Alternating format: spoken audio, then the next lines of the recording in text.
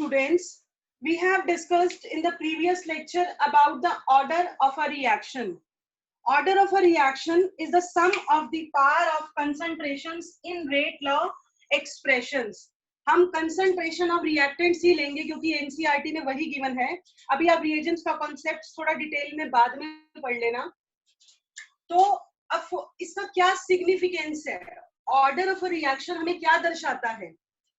ये हमें बताता है change in rate of reaction with respect to change in concentration of reactant. कैसे?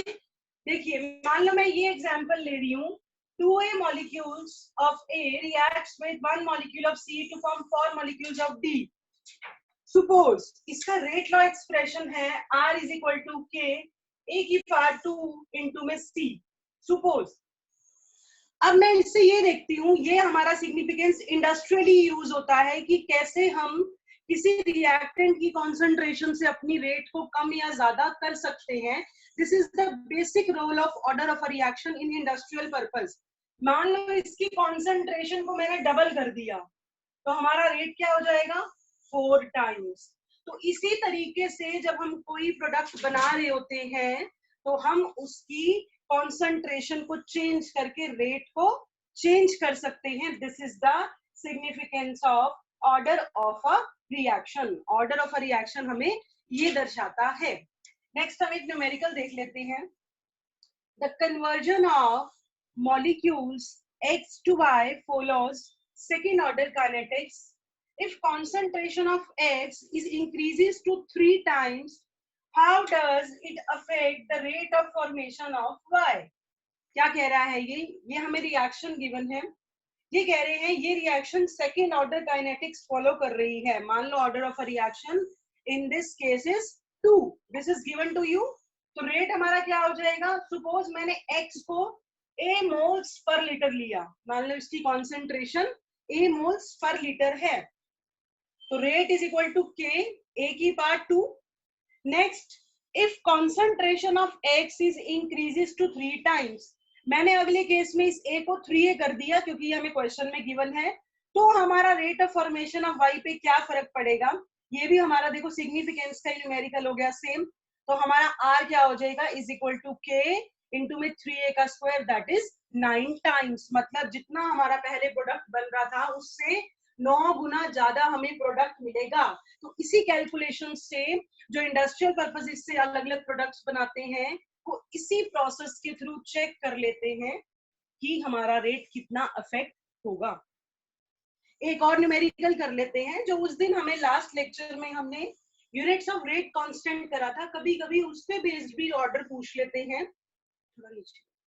Identify the reaction order from each of the following rate constants. Rate constants हमें given है. इससे ये पूछा हुआ है कि हमारा ऑर्डर ऑफ रिएक्शन क्या होगा. बच्चों अगर आपको यूनिट्स आती हैं के की तो आपको चेक भी करने की जरूरत नहीं. सीधा देखिए के क्या है. जितनी भी इसकी वैल्यू हो इसकी यूनिट्स आपको ध्यान है ये किसकी यूनिट्स होती हैं? It is of 0. और इसी तरीके से ये किसकी यूनिट्स हैं? पर second. It is of first order. यहां से हम कैलकुलेट कर सकते हैं. नेक्स्ट जो मैं अब नेक्स्ट क्वेश्चन करा रही हूँ वो जरा ध्यान से समझना. It is very important. Experimental determination of order of reaction.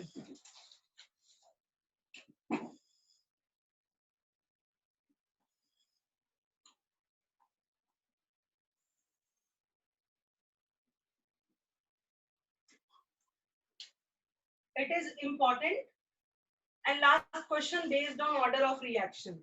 इसके बाद हम molecularity पढ़ेंगे. Experimental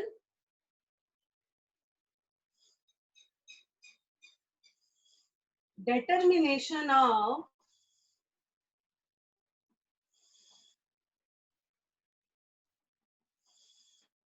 order of a reaction. मतलब हम कैसे डिटरमाइन करते हैं एक्सपेरिमेंट में. सपोज आप लोगों को क्वेश्चन में ये रिएक्शन गिवन है 2A plus B forms 3C at 298 Kelvin. अब हमने क्या करा, हम हमेशा कहते हैं ऑर्डर हमारा एक्सपेरिमेंटली कैलकुलेटेड वैल्यू है, तो हम क्या कर रहे हैं, बार बार एक्सपेरिमेंट्स किए जा रहे हैं और इसका ऑर्डर कैलकुलेट करने की कोशिश कर रहे हैं।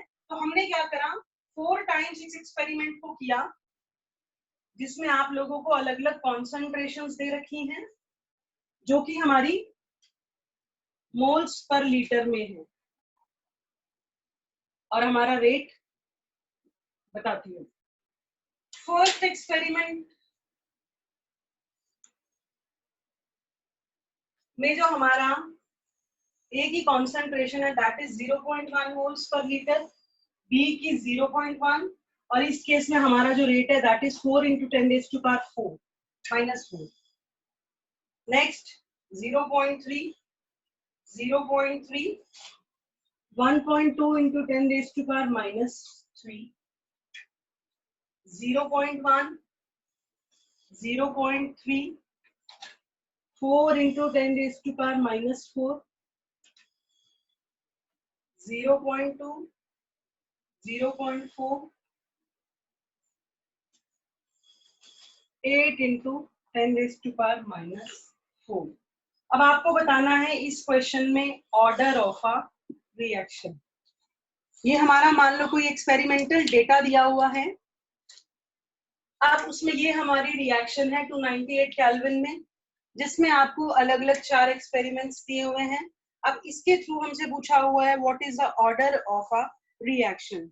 सबसे पहले सपोज हमारा जो रेट है वो है कि जो रेट लॉ है ए की पावर एक्स और बी की पावर वन।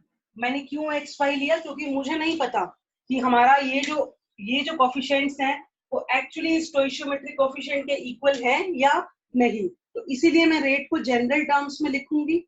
और एक हमारा रेट ऑफ फॉर्मेशन ऑफ सी क्या होगा, दैट इज +1/3, क्योंकि 3 बन रहा है, dc ओवर dt। ये हमारा रेट ऑफ फॉर्मेशन ऑफ सी है। लेकिन मुझे इन चारों केस में कैलकुलेट करना है, तो मैं इस 1/3 को नेग्लेक्ट कर रही हूँ क्योंकि सब में ही कॉमन आएगा ये। अब हम इसको कैलकुलेट कैसे करेंगे, देखिए बच्चों, सबसे पहले आप लोगों को कोई भी किसी भी एक x या y को निकालने के लिए कोई भी 2 ऐसे एक्सपेरिमेंट चूज करने हैं जिसमें किसी एक रिएक्टेंट की कॉन्सेंट्रेशन सेम हो। जैसे आप फर्स्ट और थर्ड केस में देख सकते हैं, यहाँ पर concentration of A is 0.1 moles per litre और यहाँ पर भी 0.1 moles per litre, but concentration of B is vary. इसी तरीके से जो मैं अगला केस लूंगी उसमें मैं सेकंड और थर्ड लूंगी, क्योंकि यहाँ पर आप देखेंगे कि concentration of B is same but A is varying. मुझे एक बार ये रब करना पड़ेगा ताकि आगे प्रोसीड कर सकूं, तो एक बार आप प्लीज ये देख लीजिए, फिर मैं आगे प्रोसीड करती हूँ।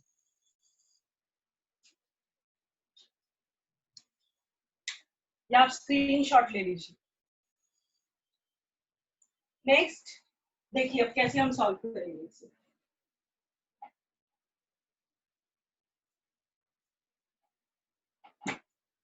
फर्स्ट मान लो मैं ले रही हूं R1। R1 हमारा क्या होगा, K इंटू ए की पावर x इंटू में b की पावर y, जो कि हमें कितना गिवन है 4 इंटू 10 की पावर -4। और यहाँ पर हमारा a और b की वैल्यू क्या है, a की वैल्यू हमारी है 0.1 और b की वैल्यू भी क्या है 0.1। नेक्स्ट मैं इसके साथ ले रही हूँ R3, यहाँ पर भी k की वैल्यू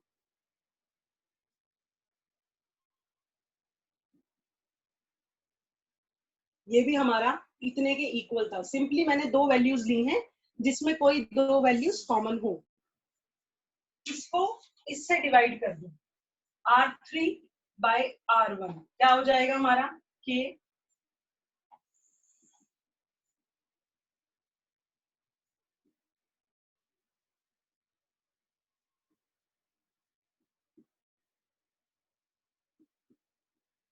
ये हमारा कितने के इक्वल है, मैं इसको हटा रही हूँ, R3 और R1 की वैल्यू पुट कर रही हूँ, that is equal to 4 into 10 raised to power minus 4, 4 into 10 raised to power minus 4. यहाँ से ये कट गया, k से k कट गया, इन दोनों की पावर सेम है तो बेस से ये कट जाएगा. अब मेरे पास बचा क्या, 0.3 y ओवर में 0.1 y इज इक्वल टू 1. ये दोनों की पावर सेम है तो हम बेस को एक साथ ले सकते हैं. ठीक है जी, ये यहाँ से ये कट गया और इन शॉर्ट मेरा क्या आ रहा है, 3 की power y is equal to 3 की पावर 0. बच्चों 3 की पावर 0 का मतलब 1 है, तो मैं इसको ऐसे भी लिख सकती हूँ, बिकॉज एनीथिंग पावर 0 इज 1. तो यहाँ से हमारा y क्या आ गया, 0. एक हमारा b के ऊपर जो हम y लिख रहे हैं वो तो हमें वैल्यू मिल गई.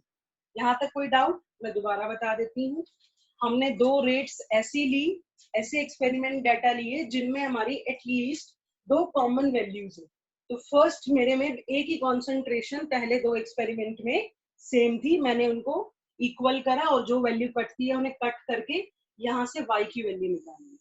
सिमिलरली अब मैं यहाँ से मेरा y आ गया 0.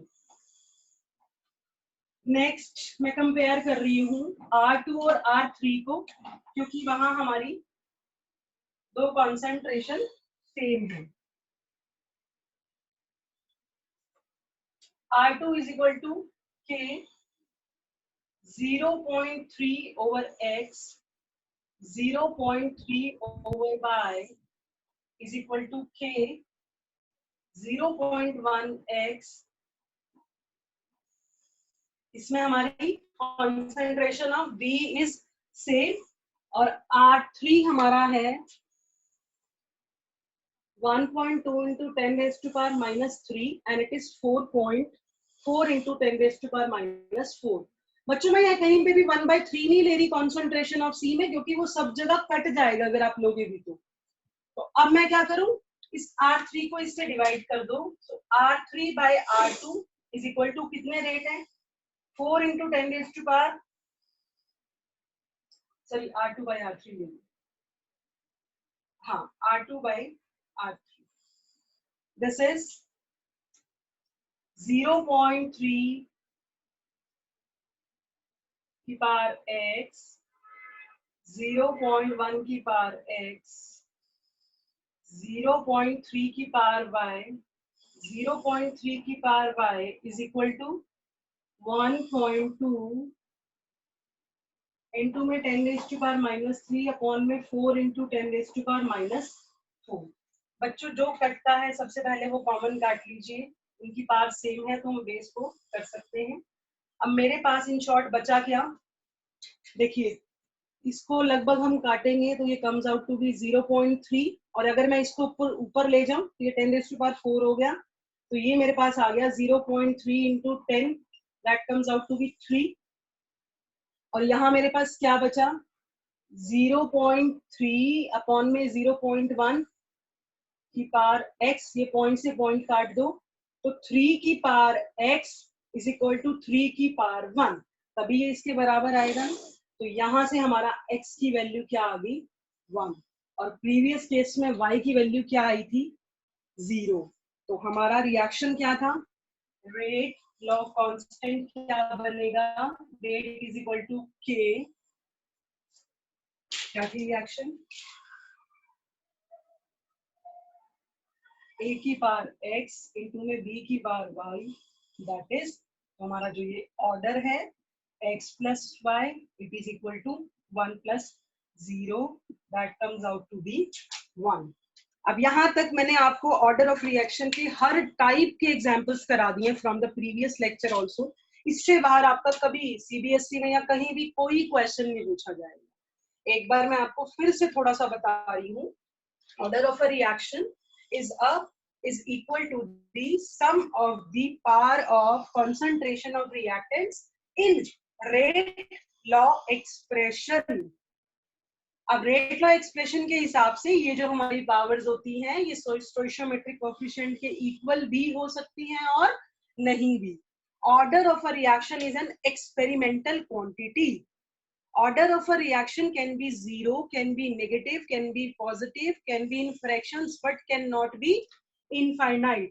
Next, our today's topic is, it is also very important, molecularity of a reaction.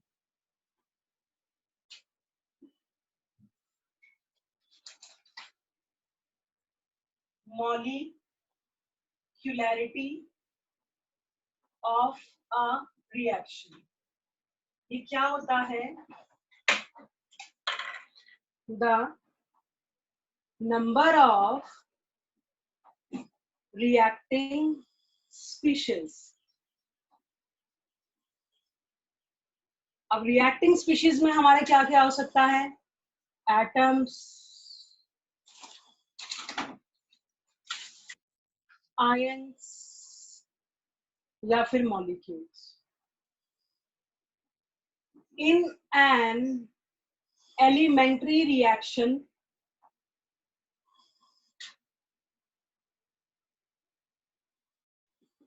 that must collide simultaneously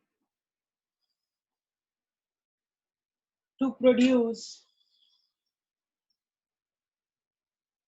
a chemical change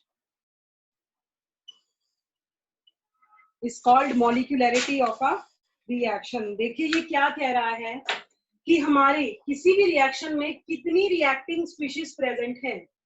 the number of reacting species हमारी कौन कौन सी होती है? आइदर एटम्स, आयंस और मॉलिक्यूल्स. किसी भी elementary reaction में, ताकि वो इस तरीके से कोलाइड करे कि हमारा जो प्रोडक्ट है वो फॉर्म हो सके.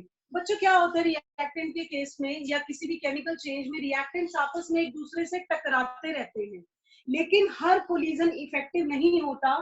तो ऐसा जरूरी नहीं है कि हमारे 100 रिएक्टेंट टकराए तो हमारे 50 प्रोडक्ट बनेंगे ही बनेंगे ना. It depends upon their effective collision. तो ये हमारी मॉलिक्यूलरिटी क्या बताती है? एक तो ये एलिमेंट्री रिएक्शन पे एप्लीकेबल है. So what is elementary reaction? The reaction which is very simple in nature or which takes place in single step. अब हमारी जो रिएक्शन है वो दो तरीके की है इस हिसाब से, एक एलिमेंट्री और एक कॉम्प्लेक्स.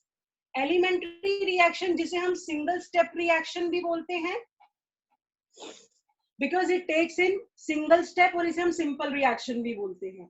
कॉम्प्लेक्स ऐसी reactions which is a multi step reaction जिसके अंदर बहुत सारी सीरीज ऑफ एलिमेंट्री रिएक्शंस हैं. मतलब हमें ऐसा लगेगा कि ये रिएक्शन सिंगल स्टेप में हो रही है, लेकिन वो एक्चुअली 3 या 4 स्टेप्स में हो रही होती है. तो हम एक कॉम्प्लेक्स रिएक्शन में हम रेट कैसे डिटरमाइन करते हैं? जो इस रिएक्शन में स्लो स्टेप होगा वो आपको गिवन होगा कि ये इस रिएक्शन का स्लो स्टेप है, तो वही स्टेप आपका रेट डिटरमाइनिंग स्टेप होगा. That should be given to you. वो आपको ब्रैकेट में लिखा होगा कि दिस स्टेप इज स्लो. मान लो आपको 4-5 रिएक्शंस दे दी तो उसमें गिवन होगा it is the slower step, so that determines the rate of a reaction. Now अब मॉलिक्यूलरिटी के हिसाब से हमारी रिएक्शंस की टाइप्स होती हैं, जैसे यूनिमॉलिक्यूलर रिएक्शन. अब नाम से ही पता चल रहा है, यूनि मीन्स वन. इसका मतलब जिसके अंदर one reacting species effectively involve होगी to produce a chemical change. For example decomposition of ammonium nitrate. इसके अंदर एक ही हमारी रिएक्टिंग स्पीशीज है, it will form N2+ water. अब इसी तरीके से bimolecular, by means two, where two reacting species are involved to bring about a chemical change. For example, decomposition of hydrogen iodide, it will form H2+ iodine. Third, trimolecular, मतलब जिसमें 3 reacting species involved हो. For example, NO plus O2 combines to form NO2. ठीक है जी, ये मैंने just आपको इसका बताया। आप लोगों को हमेशा याद रखनी है, क्योंकि इस पे थ्योरेटिकल क्वेश्चन कितनी बार पूछा गया, difference between order and molecularity of a reaction.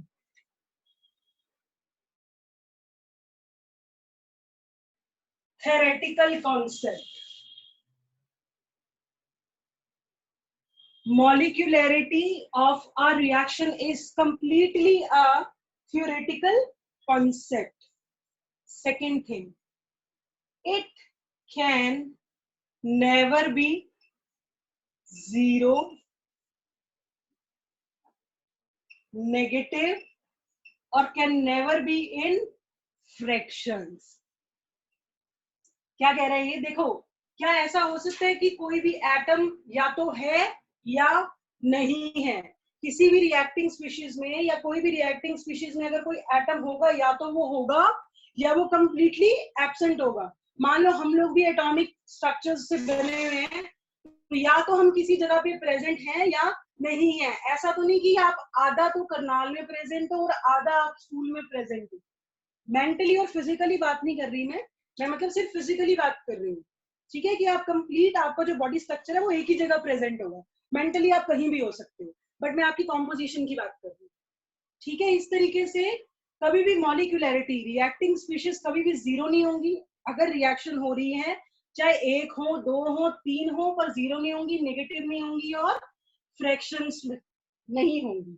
Third most important point is molecularity of a reaction cannot be greater than 3. It is very important point. कभी भी किसी रिएक्शन की मोलैरिटी 3, मॉलिक्यूलरिटी 3 से ज्यादा नहीं होगी। बच्चों क्या होता है, किसी भी रिएक्शन में ये जो रिएक्टेंट आपस में कंबाइन करते हैं, ये कोलाइड कर रहे हैं, और कोलिजन में जितना इनका सरफेस एरिया ज्यादा होगा, कॉन्टैक्ट एरिया इनको जितना ज्यादा मिलेगा आपस में टकराने के लिए, जितना कॉन्टैक्ट इनका मैक्सिमम होगा, उतना इफेक्टिव आपका प्रोडक्ट बनेगा। लेकिन अगर हमारे पास 3 से ज्यादा रिएक्टिंग स्पीशीज होते हैं तो उनका कॉन्टैक्ट एरिया प्रॉपर नहीं होता, जिसके कारण वो केमिकल चेंज को प्रोड्यूस नहीं कर पाते। तो ये बड़ा इंपॉर्टेंट पॉइंट था, molecularity of a reaction can not be greater than 3। अब मैं आपको एक कॉम्प्लेक्स रिएक्शन का एग्जांपल बता रही हूँ, जिसके अंदर जो कि एक मल्टी स्टेप रिएक्शन है। For example,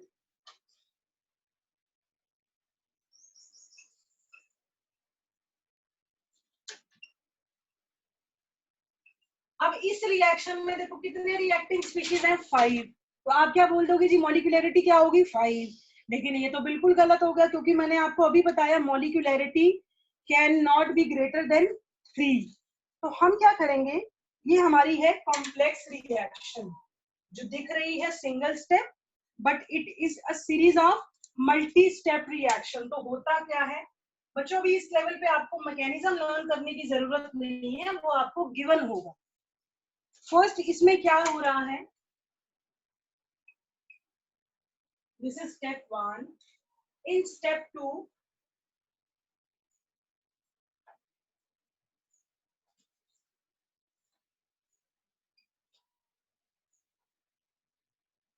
this is step 3।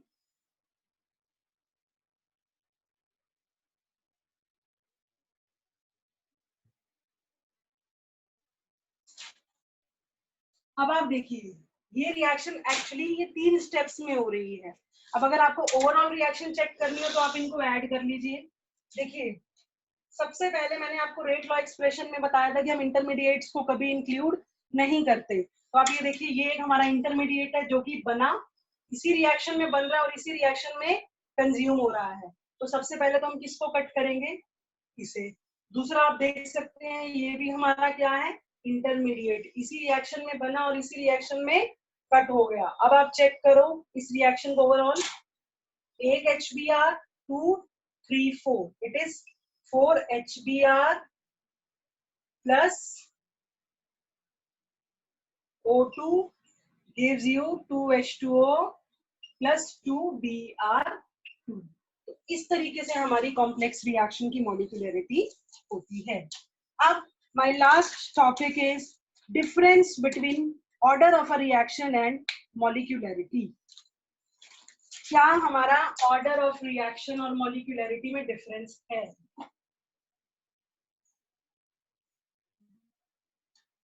Order and molecularity, इस पे थ्योरेटिकल क्वेश्चंस पूछ लेते हैं बच्चों कई बार of a reaction. The first main difference is order of a reaction is completely a practical concept और एक्सपेरिमेंटल कॉन्सेप्ट। आप किसी भी रिएक्शन को डायरेक्टली देख के उसकी मॉलिक्यूलरिटी उसका ऑर्डर नहीं बता सकते, आपको उसको रेट लॉ एक्सप्रेशन में या आपको कोई ना कोई हिंट गिवन होगा। It is completely a theoretical concept. अगर आपका बेसिक रिएक्शन है, एलिमेंट्री रिएक्शन है, तो आप रिएक्शन देख के ही मॉलिक्यूलरिटी को बता सकते हो। फॉर एग्जाम्पल जैसे देखिए, मान लो मैंने आपको बोला A plus B gives you C, या मैंने बोला 2B decomposes to form C, तो इसमें 2B के मॉलिक्यूल कंबाइन कर रहे हैं, तो वो हमारा क्या होगा, इसकी मॉलिक्यूलरिटी 2। लेकिन अगर हमारा 3 से ज्यादा है मॉलिक्यूलरिटी, तो हम डायरेक्टली रिएक्शन को देख के कैलकुलेट नहीं कर पाएंगे, फिर हमें उसकी सीरीज देखनी पड़ेगी, वो कि हमें जनरली कॉम्प्लेक्स रिएक्शन की सीरीज गिवन होती है। So first difference is it is a practical concept, it is a theoretical concept. Order of a reaction can be applicable for both elementary and complex reaction, and it is only applicable for, इसका जो significance है वो basically क्या है, for elementary reactions. Second, it can be zero, negative, positive, can be in fractions also, but it can also always be positive and not more than 3. Next, एक और बात, complex reaction के लिए जो हमारा ऑर्डर ऑफ रिएक्शन है वो भी स्लो स्टेप से निकाला जाता है। So that's all about my today's lecture. Today I have discussed experimental verification of experimental calculation of order of a reaction, and last one is molecularity. Molecularity is number of reacting species in a chemical number of reacting species in an elementary reaction that must collide effectively to produce a chemical change. Elementary cannot be elementary of a reaction, molecularity of a reaction cannot be greater than 3, क्योंकि उनका contact area proper नहीं होगा, जिसके कारण product की formation नहीं हो पाएगी। कॉम्प्लेक्स रिएक्शन में हम जो मैकेनिज्म के थ्रू ये बताते हैं कि हमारा कौन सा स्लो स्टेप है, और वही स्टेप हमारा रेट डिटरमाइनिंग स्टेप होता है। That's all about today's lecture. Is there any doubt in the topic? Then please speak up.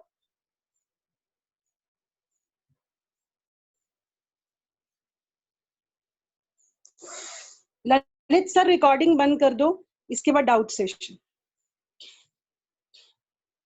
Is there any doubt? Dear students, anybody can speak?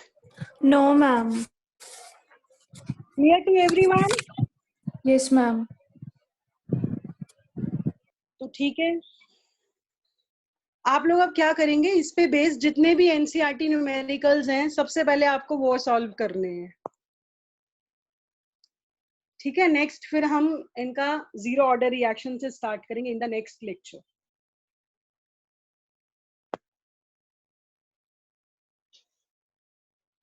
Tanya? Yes, ma'am. Tanya एक बार ये participants का screenshot ले लेना। Okay, ma'am. ठीक है, चलो ठीक है बच्चों, टेक केयर।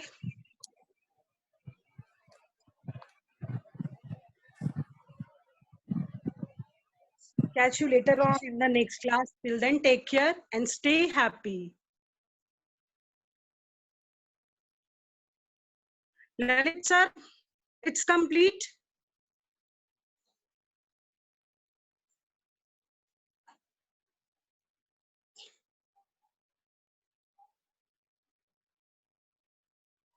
Lalit sir.